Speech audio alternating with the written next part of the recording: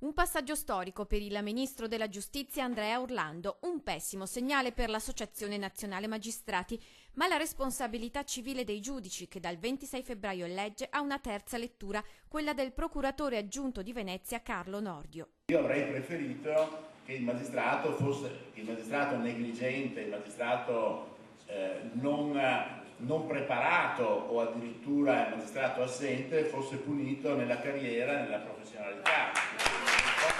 La nuova legge riforma la legge Vassalli del 1988, mantenendo però l'impostazione di responsabilità indiretta. Il cittadino cita lo Stato che può rivalersi nei confronti del giudice, ma rispetto alla Vassalli viene ampliata la possibilità per il cittadino di fare ricorso. Si innalza la soglia economica di rivalsa del denaro, che può arrivare fino alla metà dello stipendio del magistrato. La nostra attività è quasi fisiologicamente soggetta ad errori, questo quando devi giudicare la persona, però è vero ed è sacrosanto il principio che se il magistrato sbaglia perché non conosce le norme o perché non si è letto le carte, è giusto che venga punito. Quel che lascia perplesso il magistrato veneto è che il giudice venga punito solo nel portafogli. Se lo manda in prigione, come prevede questa legge, al di fuori delle ipotesi previste dalla legge, quindi in modo assolutamente illegale, non ha senso punire questo magistrato con 50 o 100 mila euro di risarcimento che poi paga l'assicurazione. Questo magistrato va buttato fuori dalla magistratura.